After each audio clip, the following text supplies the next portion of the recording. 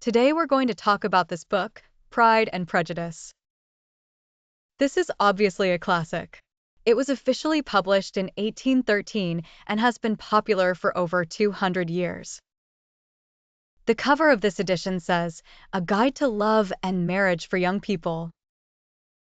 I will always be true to myself, running towards you day and night. Pretty inspiring, right? So why does this story still feel so fresh after all these years? Maybe it's because it reflects our reality. When I run towards you day and night, where is that person? Where should I go to find them? Secondly, when you reach a certain age and people around you start pushing you to get married, what do you do if that person hasn't shown up yet? Thirdly, when we choose to enter into a relationship and marriage, do we value feelings more or wealth more? Fourthly, if everyone disapproves of your relationship and your parents are against it, how should you handle it? In Pride and Prejudice, all these dramatic scenarios actually happen. So, what kind of story does Pride and Prejudice tell? It takes place in a small town in late 18th and early 19th century England. Mr. Bennet is a middle-class man with 5 beautiful daughters, all of whom are at the age to start thinking about marriage, but their personalities and choices are completely different. The book is called Pride and Prejudice, and you can think of it as referring to two people. Who are they? Pride is Mr. Darcy, the rich and handsome CEO, while Prejudice is Elizabeth, the second daughter of Mr. Bennet. Let's talk about these 5 girls. Their lives were originally very peaceful, but one day, the wealthy Mr. Darcy and Mr. Bingley suddenly appeared in town, causing a stir among these 5 girls who are about to talk about marriage. As the story progresses, we see the elegant, reserved, and very beautiful eldest daughter, Jane, the town's belle, falls in love with Mr. Bingley at first sight. However, this town belle doesn't know how to express her feelings, leading Mr. Bingley to be unsure if she has fallen in love with him. Then we see the second daughter, Elizabeth, our main heroine.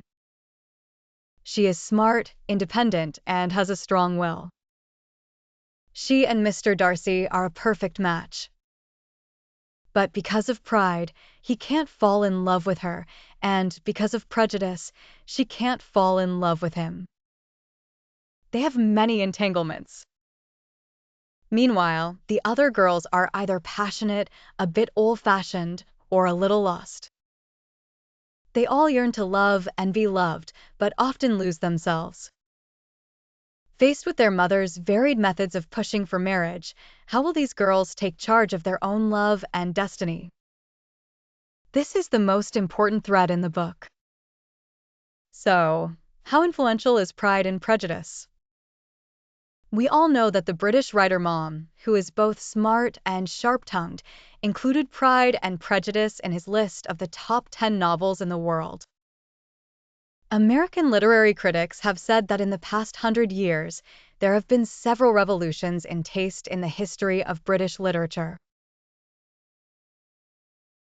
Works that were once highly praised were later cast aside. However, only 2 have remained ever popular: Shakespeare and Jane Austen, the author of Pride and Prejudice. This means that in the eyes of critics, this female author is on par with Shakespeare. How high is Jane Austen's status? On the 200th anniversary of her death, the Bank of England officially issued a new £10 note featuring her portrait and a quote from Pride and Prejudice.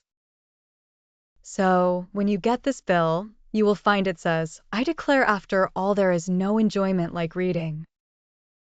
Since Pride and Prejudice was officially published, it has been constantly adapted into films or TV series, making the domineering CEO Mr. Darcy the dream lover of the whole England. So this story can be simply summarized as, the bossy CEO falls in love with me. The heroine who is loved is Elizabeth, the grandmother of Mary Sue stories. When I say this, a colleague asks, what is a Mary Sue? Let's briefly explain. There's a famous work called Star Trek. In 1973, someone spoofed it and did a recreation. They created a perfect female character who could do anything, accidentally coming to Earth, using her talents to save all of humanity. She captured the love of all men with her beauty and charm. Everyone who saw her loved her. More commendably, this girl was very pure, and in the end, she didn't waver between the male protagonists. After saving the world, she died very sadly. This heroine's name was Mary Sue. Since this work became popular, the term Mary Sue spread. It refers to those who are particularly charming, with an unknown aura and appeal, but as long as a man appears, he will fall in love with her. For example, in Scarlet Heart, all the princes love Lu Shirshir, or in The Journey of Flower, or in Wei Zifu, and even in the sentence, "The sister is so Sue," there are Mary Sue-type heroines all over. But why is Pride and Prejudice regarded as the grandmother of Mary Sue? Because the heroine Elizabeth in this novel is very different from the Mary Sue heroines in today's popular culture. She is not narcissistic. So why did I choose this book to talk about?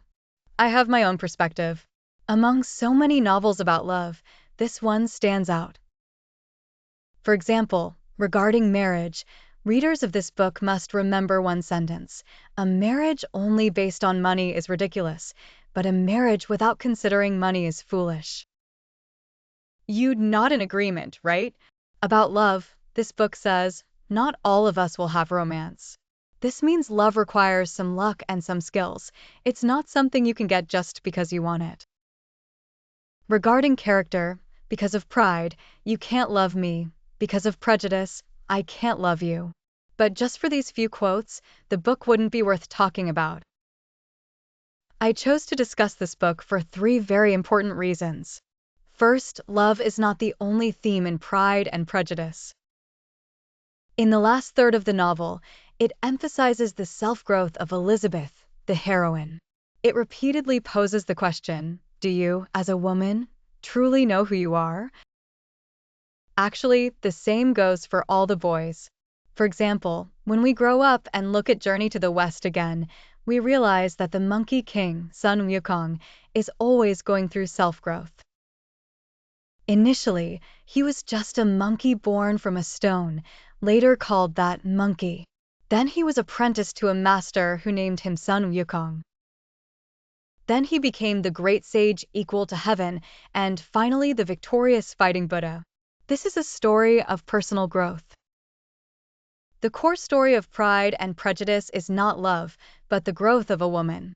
Secondly, many people see Pride and Prejudice as a typical Cinderella story, but it's very different. Why? Because Cinderella attracts the prince with her beauty, purity, and innocence. But Elizabeth, besides her looks, has an independent personality and spiritual dignity. She has a clear and firm understanding of love and marriage. So when she meets the prince, Mr. Darcy, they initially dislike each other, always arguing. Then they fall in love while overcoming their character flaws, bridging class differences, and finally achieving a perfect love story. Sounds sweet, right? The third point is, who should read Pride and Prejudice today? First, the love and mate selection stories of the 5 Bennet sisters are completely different choices. Whether in England over 200 years ago or in our current lives, the charm of a classic lies in the timeless values it conveys. Even after more than 200 years, will women living in the 21st century still experience unspeakable struggles under the pressure of their elders to marry? Will they still find various issues in mutual love and getting along with their partners? How do we find equality and mutual respect in love? When choosing marriage, do we follow the call of our hearts or succumb to reality? These issues Elizabeth faces are timeless, regardless of the era or place, always making us feel a sense of awe. So, as long as a woman wants to take control of her life, she can find inspiration in this book. There's a quote from Pride and Prejudice: people change so much that you can always find something new in them. That's the main reason for rereading this book. Now, Jane Austen, the author of Pride and Prejudice, was a legendary female writer. There's a movie called Becoming Jane, which tells her life story, and it's very moving. I'm also a novelist, so I know that every writer puts a bit of themselves into their work. The heroine of this book is Elizabeth, the second daughter of Mr. Bennet. Compared to her sisters, she isn't the prettiest, she definitely doesn't have the best personality, and she can be a bit irritable and sharp-tongued. But this girl ends up winning the love of Mr. Darcy, the most perfect gentleman in all of England. Why? Because Elizabeth has something special. This special something in Elizabeth is also a projection of Jane Austen herself. To understand this legendary author and why she's on par with Shakespeare, let's start from the beginning. In 1775, Austen was born into a clergyman's family in England. Since the 15th century, there was a rapidly developing industry in England, wool spinning. The price of wool was rising fast. Austen's family got rich from the wool business, becoming part of the gentry, which means they were middle-class landowners. By Austen's father's generation, the family's fortune had declined, and they weren't wealthy anymore. However, Austen still received a good education and was very talented. From a young age, Austen showed an exceptional talent for writing. She published 6 novels in her lifetime, and Pride and Prejudice was the first one she finished. But it wasn't the first to be published. In 1797, when Austen was in her 20s, she finished Pride and Prejudice, but it was rejected by publishers, who told her she wasn't suited for novel writing. But Austen didn't give up on writing. She kept at it quietly, and in 1811, she finally published her first novel, Sense and Sensibility, which was later made into a movie by the famous director Ang Lee. Did you notice the gap? It was almost 15 years. This shows Austen had a certain quality. She was very optimistic. Even when her work was rejected, she persisted because of her passion, which is truly admirable. In 2007, a movie called Becoming Jane, starring Anne Hathaway, was released. Have you seen it before? It's very charming. Hathaway perfectly portrayed the elegant, intellectual, and slightly shy Jane Austen. So, how did she complete her writing? You have to know that in those days, women writing wasn't encouraged. In the biography Jane Austen, there's a detail about how she was very careful not to let anyone outside her family, servants, or visitors notice she was writing. She wrote on small slips of paper because they were easy to hide quickly. For instance, if the door creaked, she could instantly cover her work to keep it a secret. Jane Austen didn't actually enjoy the huge fame from her published works during her lifetime. She led a rather quiet home life. She liked music but wasn't very skilled at it. She spoke French and a little Italian and was very good at needlework. Notice how needlework was a must-learn skill for women at that time, much like Yoon in 6 Records of a Floating Life. Other talents weren't as important. So, women's status at that time was quite low, and Austen was no exception. She spent her entire life in a very small space, with only a few familiar people around her. She never traveled far, but she had a keen sense of observation. Just listening to the gossip around her provided rich material for her novels.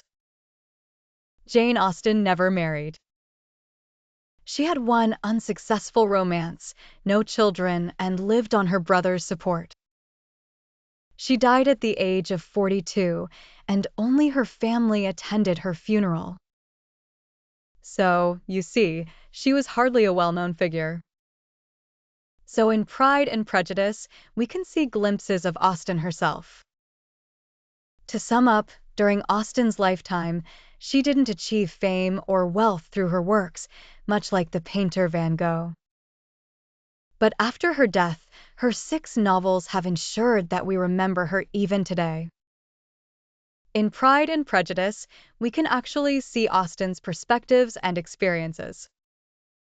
For instance, Elizabeth, the heroine, has a close friend named Charlotte. Charlotte is originally a smart and sensible girl, but she isn't very attractive and her family isn't wealthy. So, she uses some cunning and marries the disagreeable Mr. Collins. This was her choice after careful consideration. Charlotte tells Elizabeth, "I am 27 years old. I have no money and no prospects. I am already a burden to my parents." How realistic and helpless is this? Even today, we see such women around us who, feeling they are getting older and lacking good conditions, get pressured into marriage. Even if there is no love, they see it as a choice for stability. Many women willingly accept such a fate, right? It's still the case today. But there is one person who refuses to accept it, the heroine of the book, Elizabeth. So, what kind of girl is Elizabeth? She is lively and intelligent by nature. But we must note a bitter truth depicted in this book. No matter how rich your inner world is or how wise you are always being chosen by others. To want autonomy in marriage has never been easy, from 200 years ago to now. But the sharp-witted Elizabeth never accepts the arrangements of fate. She knows from start to pursue what she truly wants. She can't accept being trapped in a marriage arranged for her without ever experiencing love.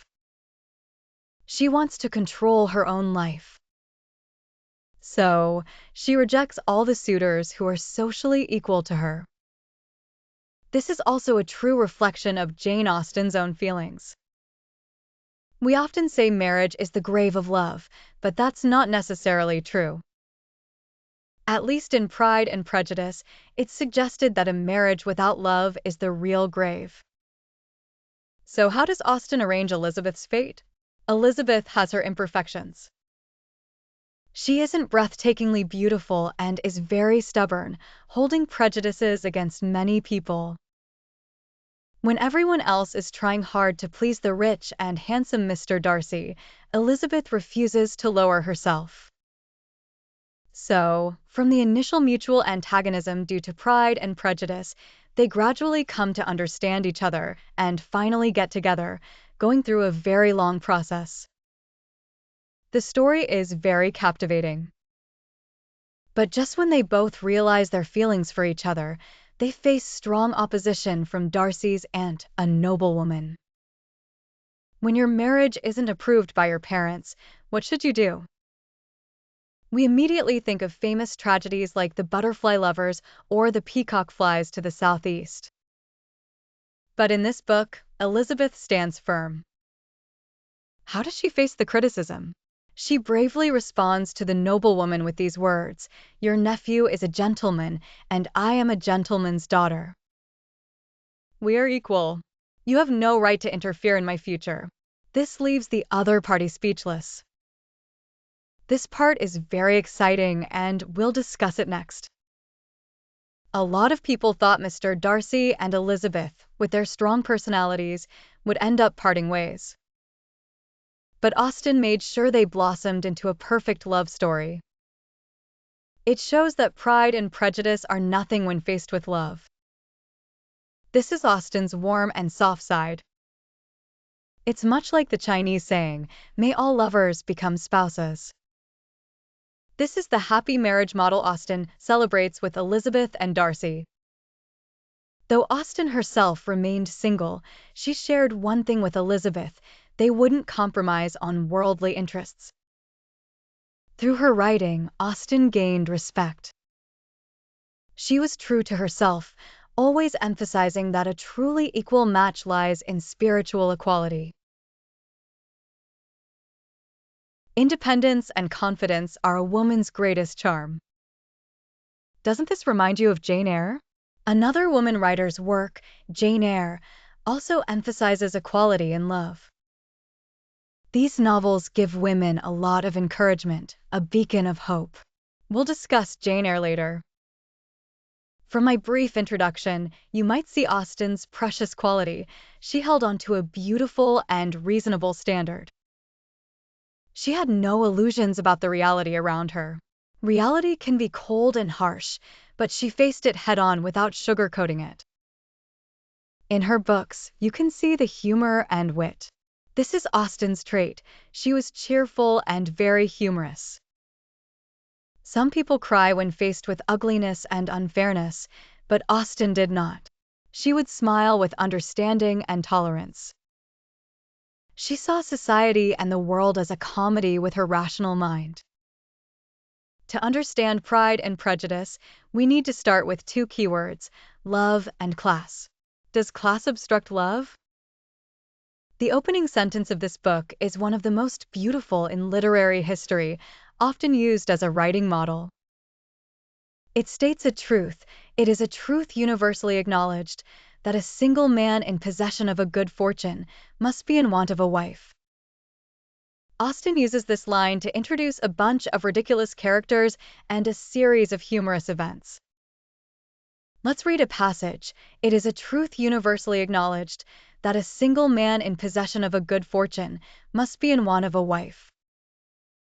However little known the feelings or views of such a man may be on his first entering a neighborhood, this truth is so well fixed in the minds of the surrounding families that he is considered as the rightful property of some one or other of their daughters. So, what happens? A very rich and handsome Mr. Bingley moves into Netherfield Park with his family. In 18th century England, the main social activity was public gatherings where unmarried men and women could meet. When the eligible bachelor Mr. Bingley moves into Netherfield, a ball is immediately arranged. At this ball, all kinds of flirting, subtle probing, and declarations of love take place among the young people. The Bennet family gets excited when they hear about Mr. Bingley's arrival, especially Mrs. Bennet, who has 5 beautiful daughters. She talks to Mr. Bennet about it. Is he married or single? Oh, single, my dear, to be sure. A single man of large fortune, 4,000 or 5,000 a year. What a fine thing for our girls. So, what does 4,000 or 5,000 pounds mean? Back then, an average middle-class income in England was about £1,000 a year. So Mr. Bingley's wealth is 4 to 5 times that of others, which is really impressive. Plus, he's a single man. Mr. Bennet says, "What's it to us? How does that relate to my daughters?" Mrs. Bennet replies, "Oh, Mr. Bennet, you're so annoying. You know I want Mr. Bingley to marry one of our girls." Mr. Bennet isn't really interested and says, "I don't see why it's so important. You and the girls can visit him, or you can go yourself. Since you're just as pretty as they are, maybe Mr. Bingley will end up liking you instead." Mrs. Bennet says, "Oh dear, you're flattering me. I used to be quite a beauty, but now I won't pretend." When a woman has 5 grown-up daughters, she shouldn't be worrying about her looks anymore. Mr. Bennet replies, "So, women don't really have much time to think about their looks, do they?" This is classic British humor. Using this as a starting point, the couple talks about their daughters, which gives us a glimpse into them. Among the 5 girls, Mr. Bennet's favorite is the second daughter, Elizabeth, who's nicknamed Lizzie. But Mrs. Bennet doesn't see it that way. She thinks Lizzie is inferior to all the others. I guarantee she's not half as pretty as Jane, her eldest daughter, who is very beautiful. And in terms of character, she's not half as good as Lydia, their youngest daughter, Lydia, who is very flirtatious, attention-seeking, and a bit reckless. Mrs. Bennet says, "You're always biased towards her." Mr. Bennet replies, "None of them are anything special, they're just like other girls, foolish and ignorant." But Lizzie is a bit more clever than her sisters. So, you see, Mr. and Mrs. Bennet are completely different. Mr. Bennet favors his second daughter because she's smart. When Mrs. Bennet hears this, she almost loses it, saying, "You don't understand my poor nerves at all. How can you talk about our daughter like that?" This is Mrs. Bennet's way of showing weakness and complaining. Mr. Bennet says, "You're misunderstanding me, dear. I hold your nerves in the highest regard. They've been my old friends for at least 20 years. It's a resigned complaint, implying she's too nagging. So, we see that Mr. and Mrs. Bennet have very different personalities. Mr. Bennet is eccentric, quick-witted, and enjoys making sarcastic remarks, but he's also reserved, introverted, and likes to do his own thing. Even after 32 years of marriage, Mrs. Bennet still can't quite figure him out. In contrast, Mrs. Bennet is simpler to understand. She's not very bright, narrow-minded, and moody, and she sometimes thinks she has neurasthenia. Her main job in life has been to marry off her daughters. What kind of daughters would such a couple raise? Soon, the 5 Bennet sisters and their friends make their debut at a ball. Why is the ball so important? The book says, loving to dance is an essential step in courtship. What does that mean? It reflects a social rule from England at the time, which was how unmarried girls could enter social circles and start the path to romance. They had to officially enter the social scene. In the high society of England back then, unmarried women needed to be accompanied by an older female, like a family member or governess. Also, if there was an older daughter still unmarried, the younger sisters had to follow the rules, no dating, at least not marrying. The aristocratic activities of the time seem pretty limited by today's standards, mainly dancing, hunting, playing chess, or cards. Dancing was the main way for young people to meet. To fit into the local scene quickly, Mr. Bingley's family hosted a ball as soon as they arrived in Netherfield. It's at this ball that Elizabeth first meets Mr. Darcy. Mr. Bingley's family includes 2 sisters, a brother-in-law, and his friend Mr. Darcy. Mr. Bingley is charming, friendly, and down-to-earth. His sisters are elegant and fashionable. His brother-in-law is unremarkable, but Mr. Darcy, his friend, is tall, handsome, and has a noble presence. As soon as Mr. Darcy arrives, he attracts everyone's attention. Within 5 minutes of his arrival, it's already known that Mr. Darcy has an income of £10,000 a year. You see, gossip travels fast. We already knew Mr. Bingley was wealthy, with an income of £4,000 to £5,000 a year, so Mr. Darcy must be even more impressive. Maybe because of his money, people started praising Mr. Darcy as the epitome of a catch. The men admired him, and the women claimed he was even more handsome than Mr. Bingley. For nearly half the evening, people looked at him with admiration. He was the toast of the ball. But Mr. Darcy quickly ruined his good impression. Why? His behavior was awful. People found him arrogant and aloof, unable to be pleased by anyone, especially compared to Mr. Bingley. Mr. Bingley quickly mingles with everyone in the ballroom. He is lively, open, and dances with everyone, making him naturally likable. He is friendly to everyone, so people feel valued. But Mr. Darcy is different. He refuses to dance and won't meet new people. According to the social rules of the time, especially when there are more women than men, a well-mannered gentleman should politely and actively invite the ladies to dance. Only by doing so would all the ladies have a chance to dance. That's what makes a gentleman. But Mr. Darcy clearly doesn't care about pleasing others. So everyone decides he is the most arrogant and disagreeable person, hoping he won't come around again. At the ball, Mr. Bingley is instantly smitten with Elizabeth's sister Jane, calling her the most beautiful woman he's ever seen.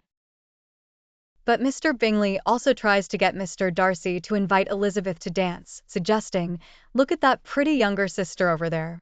She's lovely too. You should meet her." But Mr. Darcy flatly refuses, saying after a glance at Elizabeth, she's all right, but not pretty enough to make me interested. This deeply offends Elizabeth. People don't like having their appearance criticized, and Elizabeth is no exception. So from this moment, Elizabeth's first impression of Mr. Darcy is established: prejudice. The worst thing about prejudice is that it creates a rigid system in our minds. Elizabeth believes Mr. Darcy is arrogant and rude, unworthy of respect or trust. This affects her judgment of him, making her unable to think objectively about the complex reality. Instead, she's inclined to believe any bad news about him. So, Elizabeth immediately decides Mr. Darcy is very arrogant and selfish, even though she doesn't really know him. Her prejudice against Darcy deepens once again when Elizabeth, by chance, meets a handsome man named Wickham. At first, Wickham makes a great impression on Elizabeth, even making her slightly infatuated with him. Wickham is not only handsome and cheerful, but also charming and well-spoken, without being overly familiar. But in reality, Wickham is a typical scoundrel, irresponsible and deceitful. He deliberately tarnishes Darcy's reputation by telling Elizabeth that he was close with Darcy's father. He claims that Darcy's father had asked him to look after Wickham, but Darcy ignored his father's wishes and mistreated him.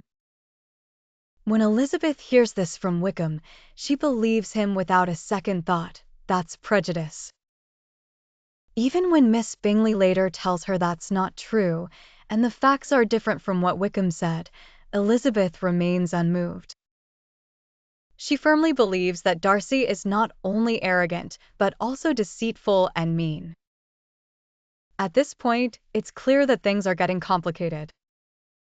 Elizabeth's negative impression of Darcy seems hard to undo, and to make matters worse, something happens involving Elizabeth's beloved sister Jane. Since the ball, Jane has been smitten with Mr. Bingley. She'll confide in Elizabeth, just like we do with our close friends. She says young men should be like him. She's talking about Bingley. In public, Jane hides her feelings, but when alone, she's completely open. She describes Bingley as knowledgeable, funny, and lively, saying she's never met anyone as delightful as him, so easygoing and impeccably polite. Elizabeth immediately says he's also very handsome. Young men should be good-looking, provided they can make it. Everything seems perfect and Jane is thrilled. She says, when Bingley asked me to dance for the second time, I was so flattered. I didn't expect him to think so highly of me. Notice how different Jane and Elizabeth are? Jane is gentle, cautious, and good at restraining herself. She's very considerate. Because of this, Bingley doesn't realize Jane's true feelings for him. He even thinks she's not interested, which is what happens when someone is too considerate and ends up causing misunderstandings. Soon after, Elizabeth hears some news from one of Darcy's cousins. During a casual conversation, the cousin mentions that Bingley wanted to pursue Jane further. However, Darcy advised against it, suggesting that they might not be a good match. As a result, Bingley decides to abandon his interest in Jane. You can imagine how furious Elizabeth is, knowing her sister's deep feelings for Bingley. Instead of analyzing what might have caused this and how to resolve it, she blindly concludes that Darcy is the villain. She believes he must be prejudiced against her family's poverty and deliberately sabotage Jane and Bingley's potential engagement, which leaves Jane heartbroken.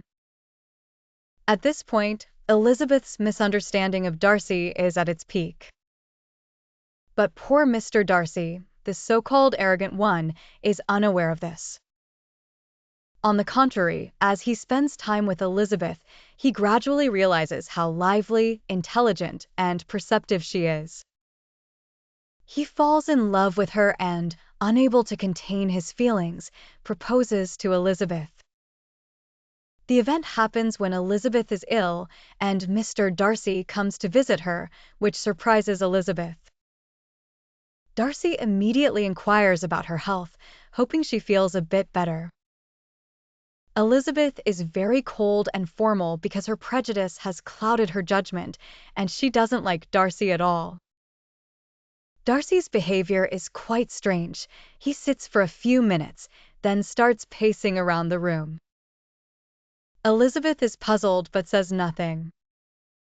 After a few minutes of silence, Darcy suddenly, with great emotion, approaches Elizabeth and says, "I've fought against my feelings for so long, but it's been in vain. I can't suppress my emotions any longer. Please allow me to confess how deeply I admire and love you." Elizabeth was stunned, like she'd been hit by lightning, and didn't know how to respond. Darcy, on the other hand, misunderstood her silence for shyness and blush. So he kept going with his proposal, and what did he say? He said, "Even though you're lowborn and marrying you would lower my status, and despite the obstacles from your family, I'd rather suffer myself than not marry you." Darcy thought this was a heartfelt confession, but as you can see, this is what a clueless guy sounds like. His words didn't help his proposal at all. While it might have initially flattered Elizabeth to have such an admired man propose to her, Darcy's continued arrogance in his proposal made her extremely angry. Elizabeth firmly said, "No matter how you propose, it's not going to persuade me to accept you." Darcy was taken aback. He hadn't expected that response. So Elizabeth decided to lay it all out. She told Darcy that from the very first time she met him, she felt he was arrogant, selfish, and conceited, with no regard for others' feelings. Her first impression of him was bad, and the subsequent events only reinforced her opinion. She explained about her sister Jane and Wickham, and then said, "I'm convinced that even if you were the last man on earth, I wouldn't marry you." Elizabeth may be stubborn, but she has a strong sense of integrity. She believes that if you treat others poorly and act unfairly, you deserve to be disliked, and she truly does dislike him. Darcy was, of course, thoroughly crushed. His pride and aristocratic arrogance were completely shattered. How did he respond? He said, "You've said enough, Mississippi. I fully understand your feelings, and thinking about how I once had those feelings for you only makes me feel ashamed now. Forgive me for taking up so much of your time, and please allow me to sincerely wish you health and happiness." With that, he turned and left. Even after the scene, I still see Darcy as a gentleman, despite everything. So what happens next? After Darcy angrily leaves, he calms down and writes Elizabeth a letter. This letter is his attempt to clear his name. How can he justify himself to overcome her prejudice? Darcy gathered his courage to propose to Elizabeth, thinking he was offering a sincere heart and expecting her to be moved. But Elizabeth's firm rejection and unfair accusations shocked him. Darcy was very upset, but still showed good manners and kindness. So how do you deal with someone who has a poor first impression of you and holds prejudices? Darcy's next actions are a textbook example of clearing misunderstandings. He writes a long letter, starting with, "Miss, please don't be anxious upon receiving this letter. Don't worry that I'm revisiting old issues or pouring out my feelings again or proposing once more, making you feel as disgusted as you did last night. I write this letter with no intention to hurt you or to demean myself. Although I can't easily forget my feelings, for the sake of our mutual happiness, it's best not to bring it up again." So how do we view this letter? From this brief opening, we see Darcy's rationality. He doesn't let his emotions take over. He first considers Elizabeth's feelings, assuring her not to worry, that he won't propose again, and that he doesn't want to hurt her.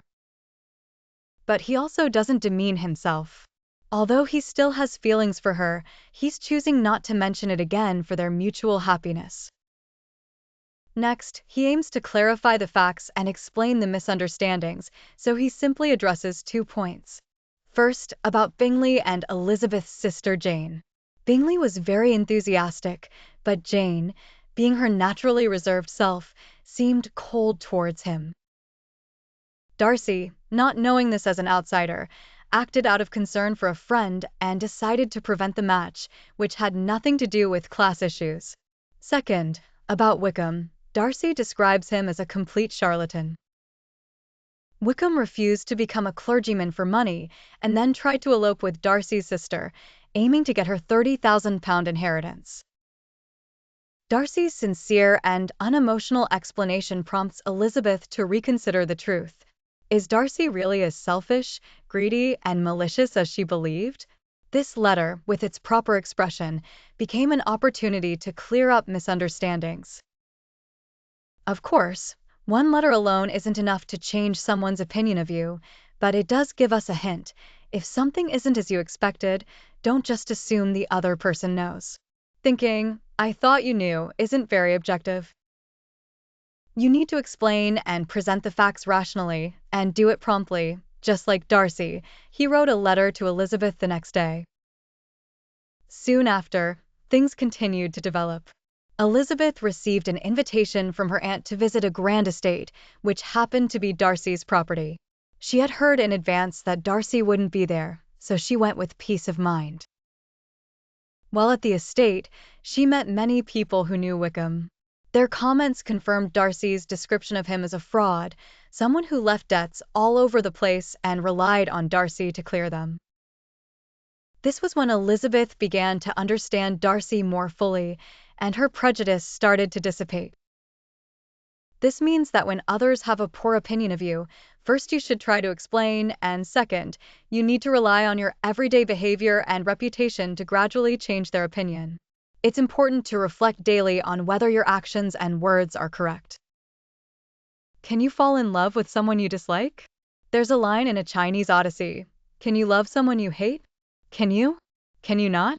Can you? Can you not? Of course you can. In Pride and Prejudice, Darcy and Elizabeth's love starts to grow after they clear up their misunderstandings. So, what is the foundation for this budding affection? It's equal interaction. Remember when Darcy first mustered up the courage to propose to Elizabeth, he mentioned that their social classes were mismatched. This disparity in class signifies inequality between people from different classes. Just how unequal are they? Elizabeth's father, Mr. Bennet, is a country gentleman with an annual income of about £2,000, which is considered a middle-class family income. But with £2,000, he has to support a large family with 5 daughters. Darcy's family, on the other hand, has an annual income of £10,000, which is 5 times that of Mr. Bennet. What does that mean? Historians estimate that at the end of the 18th century, there were only about 400 families in all of Britain with an income of £10,000. So, in the vast land of Britain, only 400 people lived the way Darcy did, and how many of those were single men? Darcy was definitely among the elite of the elite.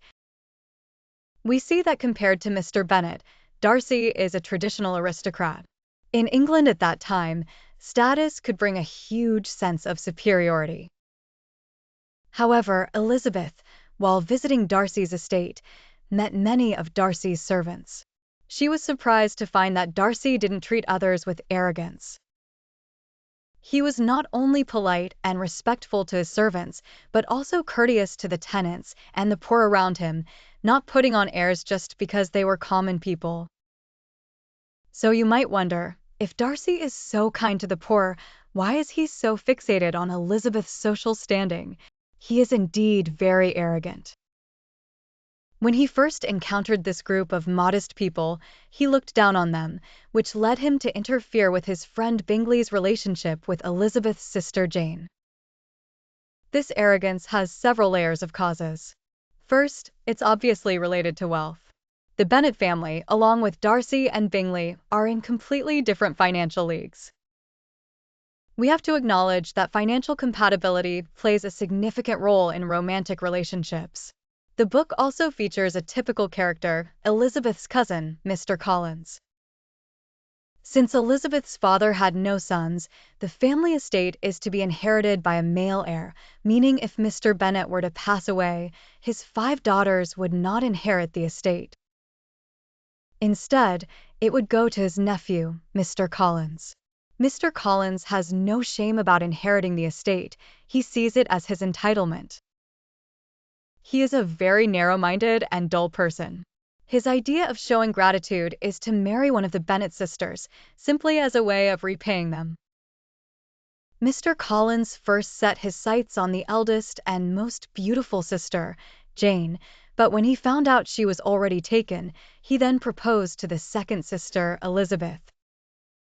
After being rejected by Elizabeth, he settled for marrying one of Elizabeth's friends. For Mr. Collins, marriage is just a formality. Who he marries is irrelevant. Elizabeth's friend shares this view, valuing marriage only for the stability and respect it brings, rather than for love or emotional connection. This reflects the book's observation: romance, for some people, will never happen. But Darcy and Elizabeth are different from Mr. Collins. They both firmly believe in love and think romance is important. That's why Elizabeth turns down her cousin's proposal, and her father supports her because such a marriage wouldn't bring happiness. Yes, the key word here is happiness. Can pure material wealth bring happiness? It doesn't work that way. Happiness isn't something you can buy. So, how does Darcy see the relationship between class and happiness? For him, material wealth's biggest impact isn't about buying houses, clothes, or handbags, but about education. That's the real reason Darcy looks down on people from modest backgrounds. When Darcy's aunt, an old aristocrat, learned that Elizabeth's family didn't have a governess, she was shocked and said, "Are you all savages?" The lack of a governess and the many children in the Bennet household reflect their true situation. To the aristocracy, the Bennet sisters' social graces are uneven because they were raised in such a barbaric manner. Elizabeth herself has also voiced complaints about her sister's lack of refinement. One time, Elizabeth had a serious conversation with her father, Mr. Bennet, and she expressed her concerns very earnestly. She said, "Sorry, but I have to be straightforward, dear father. If you don't make an effort to control Lydia's wild behavior, Lydia being my youngest sister, she'll keep flirting with officers and will soon be beyond help. Her character will become set, and by the time she's 16, she'll turn into nothing but a disgrace, bringing shame upon herself and our whole family. She'll end up being the worst kind of woman, with nothing to recommend her except her youth and decent looks. Moreover, she's ignorant and foolish, only knowing how to flirt. Doesn't she realize this will only make her look contemptible everywhere? Kitty is at risk too. Whatever Lydia does, she always follows her around, Kitty being their third sister. Vain, ignorant, idle, and uncontrollable. Dear father, think about it. How can they not be despised and scorned everywhere? And how can they not bring shame upon their sister? Elizabeth's words are indeed very sharp. She doesn't hold back in criticizing her sisters, but speaks very truthfully. Because of their misconduct and flirtatious behavior, her sisters cause a lot of trouble, leading Darcy's class to view the Bennet sisters with a certain degree of arrogance, believing they might not be good girls or suitable as wives. After Elizabeth spoke these words, Mr. Bennet lovingly took her hand and said, "Don't trouble yourself, dear. No matter where you and Jane go, people will respect and value you. Even if you have 2 or maybe 3 incredibly foolish sisters, it doesn't diminish your virtues. You see, that's how Mr. Bennet treats his daughters. He lets them be and doesn't put much effort into guiding them. That's the peculiar Mr. Bennet." As for Mrs. Bennet, as we know from the beginning, she is very gossipy, shallow, and focused solely on marrying her daughters off to good families, like finding a good home for a valuable item. She doesn't care about their personal growth. Hearing her father's response, Elizabeth had to give up the discussion, but her feelings remained unchanged. She left feeling disappointed and regretful. Fortunately, she wasn't one to dwell on unfortunate situations. She felt she had done her best and wasn't the type to get anxious or make a fuss over unavoidable misfortunes. After this passage, we see the importance of family education. We often hear the saying that girls should be richly raised. What does this mean? It's not about endless material satisfaction, but about spiritual richness. If you read a book with your child, share genuinely wise insights, and experience things together, that can be far more important than buying them a handbag or a pretty dress. This brings us to an important concept: women's education. In the time of Pride and Prejudice, how were women educated? I found some information to share. Around the 18th and 19th centuries, the number of girls' boarding schools in England increased significantly, with tuition fees varying widely from £12 to £100 per year. The curriculum focused mainly on female refinement and included subjects like English, French, geography, history, writing, drawing, dance, and music. Typically, women from lower social classes, especially from merchant families, were particularly eager to send their daughters to receive education. Some families had unrealistic expectations, thinking that education could elevate their daughters to higher social status, hoping that marriage could change their fate. This often led to unfortunate outcomes, with many poorly behaved teachers and classmates causing tragic situations. For someone like Darcy, a nobleman, he also has very specific expectations for his future wife, and that's being talented and accomplished. In the book, Darcy sets out clear standards. Of course, if a person isn't exceptional, they don't qualify as truly accomplished. What does exceptional mean? A woman must have complete knowledge in music, vocal skills, art, dance, and modern languages to earn the title of being truly accomplished. Not only that, her demeanor, her posture, her speech tone, attitude, and choice of words all need to reflect refinement, otherwise, she doesn't meet the standard. Darcy adds, not only should she have these qualities, but she should also be well-read and knowledgeable, being a person of depth. Reading this, we see that Darcy is quite mature in his feelings. He has very clear expectations for the ideal woman, and the core of these expectations isn't material. It's not about your background or how much money you make each year.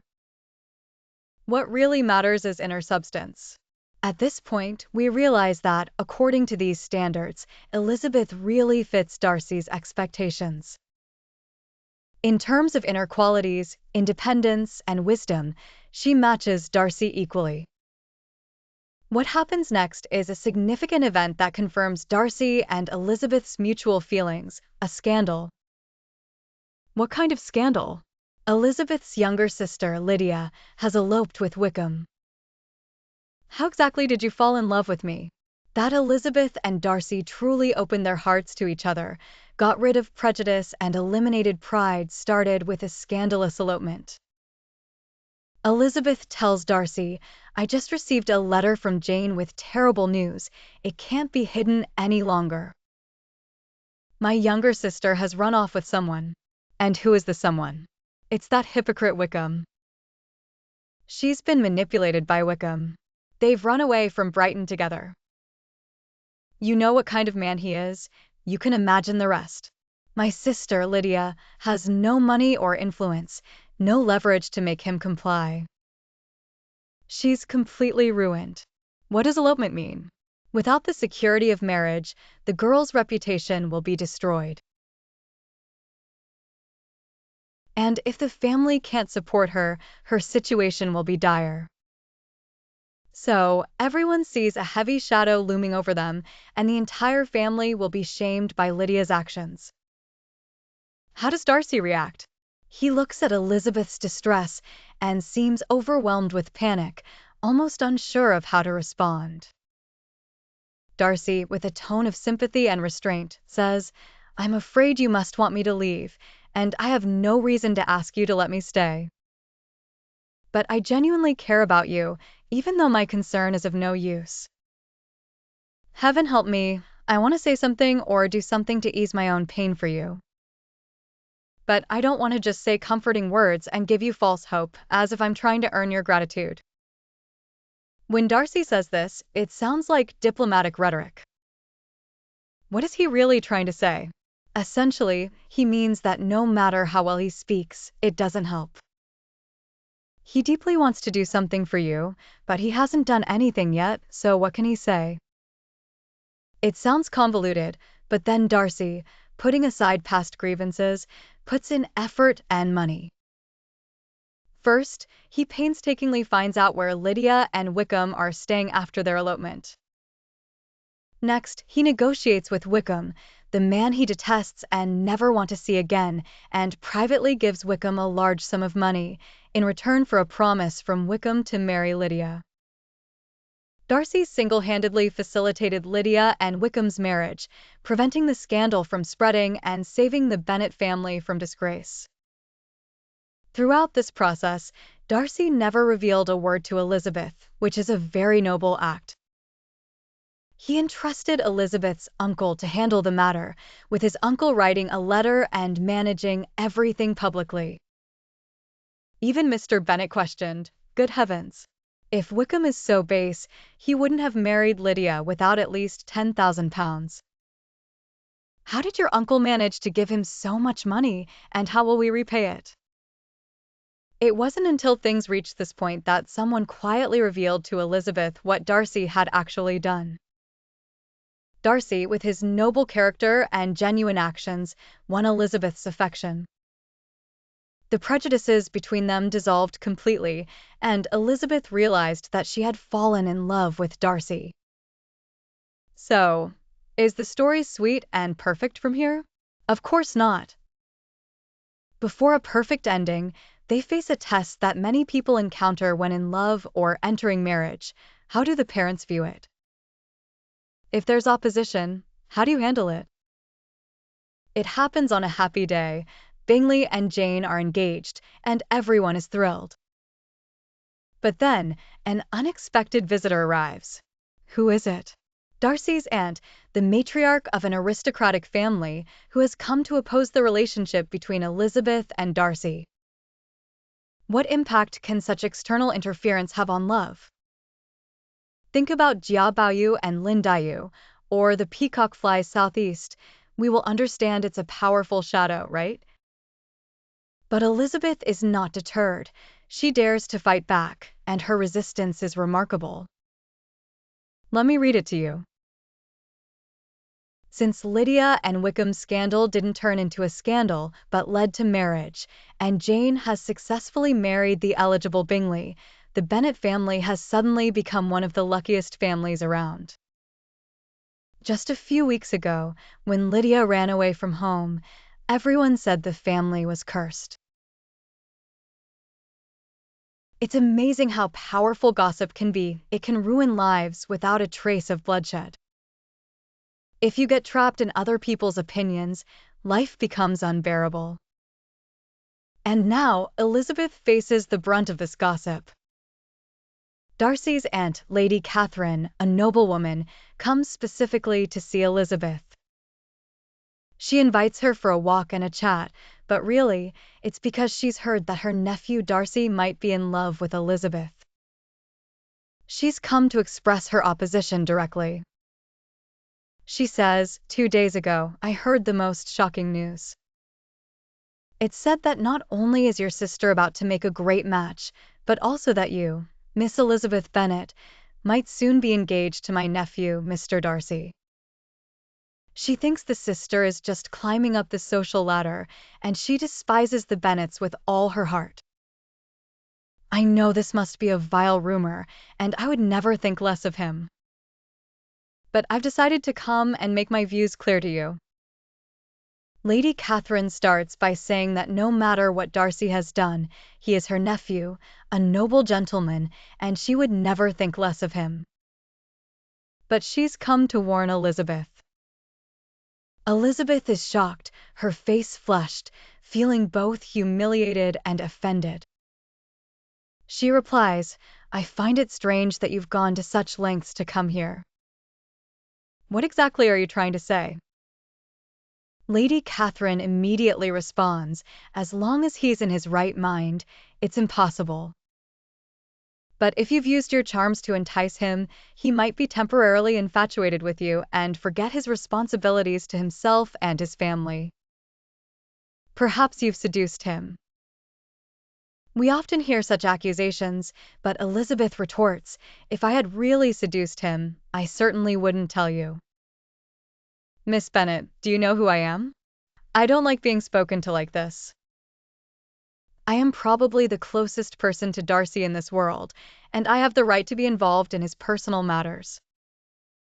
So, if you were Elizabeth, what would you do? Elizabeth responds, "You have no right to know my affairs, and with your approach, don't expect me to reveal anything." She is so tough. Lady Catherine continues, "Let me be clear.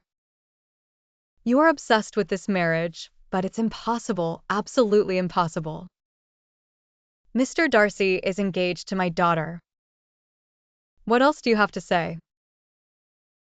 The killer blow is that Elizabeth shouldn't try to entice Darcy. He has his ideal match, and they're already engaged. If Elizabeth tries to intervene, she's being immoral. Elizabeth says, "Let me just say this. If Darcy is truly engaged to your daughter, then you have no reason to think he would propose to me." This is a great counter, suggesting that if Darcy is already engaged to her daughter, how could he possibly propose to Elizabeth? How could a morally upstanding person act in such a way? Thus, Lady Catherine's claims are false, and she hesitates, having been exposed. She then says, "Whether it's a matter of prestige, propriety, decorum, no. Practical interests, none of it involves feelings," she emphasizes. "Yes, Miss Bennet, it's practical interests. You should not expect Darcy's family and friends to accept you. Anyone associated with him will condemn, look down on, and ignore you, and your union will become a disgrace. Even your name will be erased from our conversations. Such a love, beset by criticism and opposition, faces tremendous pressure." And this is not just pressure, it's an undeniable reality. So, is Elizabeth afraid? Elizabeth replies, "It is truly dreadful. Indeed, to be erased from mention and cast out of their social circle leads to social death. However, what matters is however."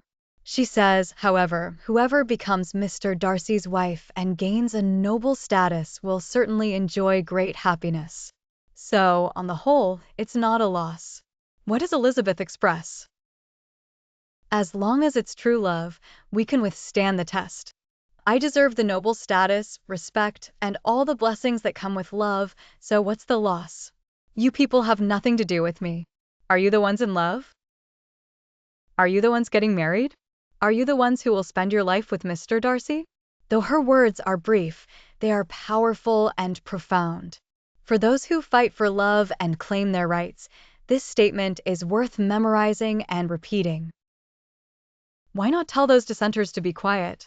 This is my love, my life. Elizabeth's firm resistance leaves Lady Catherine powerless. Lady Catherine says that Elizabeth is not a match for their family and is from a different social class, so she will not be blessed. Elizabeth is not at all self-deprecating.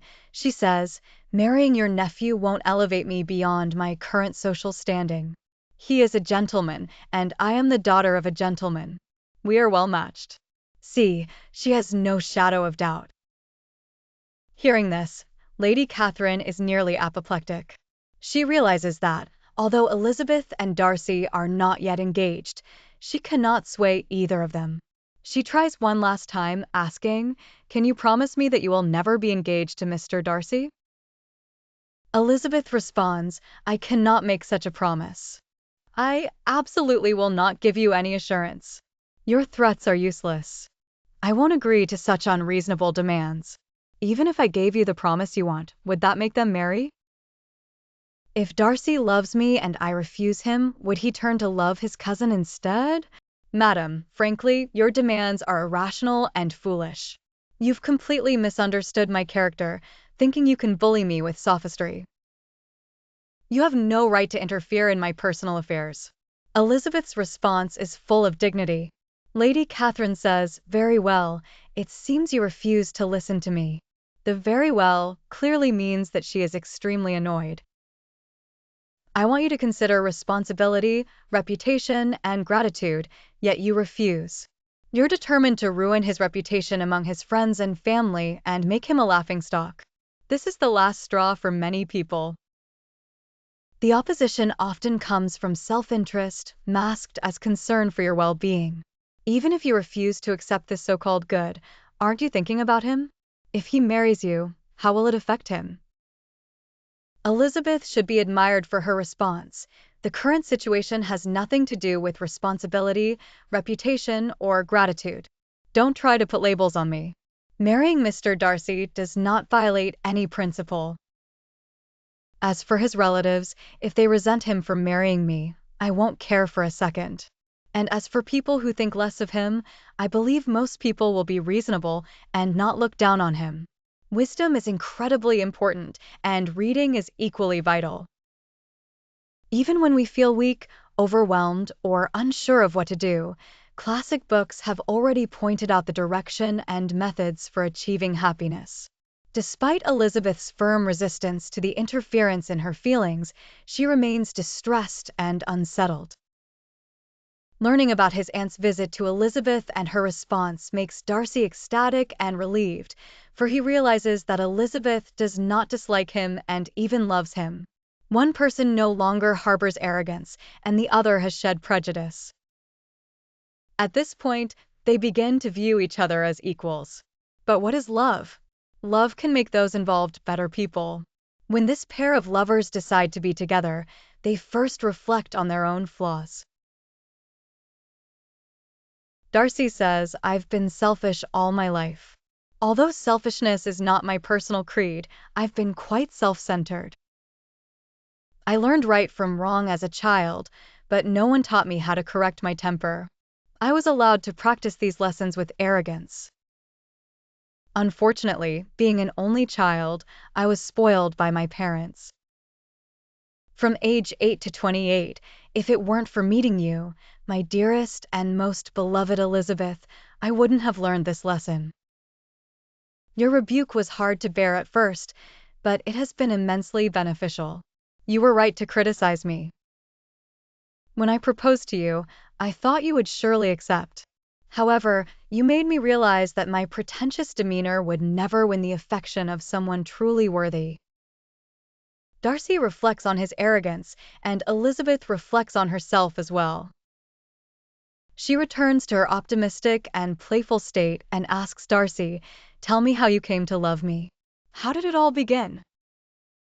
"I know once you started, it naturally progressed, but how did you take the first step?"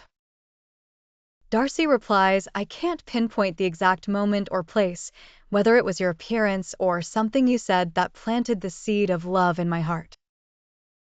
This is love that arises unknowingly and deepens profoundly, much like the lines from the Peony Pavilion, which we will also discuss in the future." He adds, "The time has been so long that I didn't even realize how I fell in love with you." Elizabeth then reflects on her own prejudices and says, "You used to dislike my appearance, and my actions and attitude towards you, even when viewed kindly, weren't very polite." Yes, these were Elizabeth's flaws. "Moreover, every time we spoke, I often made you uncomfortable. Honestly, did you love me for my faults?" At this moment, she is apologizing to Darcy, acknowledging her own problem. Darcy says, "What I love is your vibrant heart. What is a vibrant heart? In the film Pride and Prejudice, at the very end, as Darcy approaches in the morning light, his face gradually becomes clearer, and you know, wow, your heart is racing. This moment in the film has captivated countless hearts. But what is a vibrant heart? It's what Darcy said in his first proposal to Elizabeth. I love you despite societal views, family expectations, and the differences in our social standing. This is a deeply moving confession, much like the phrase on our cover, I will always be true to myself and running towards you day and night. Finally, we must consider, did the union of Darcy and Elizabeth truly break through class barriers and constraints? Think about it. My answer is no. They represent a perfect match in terms of social standing. Firstly, they belong to the same class, the gentry, but with varying incomes. Notice that, even though Mr. Bennet is not particularly wealthy, Elizabeth has a study.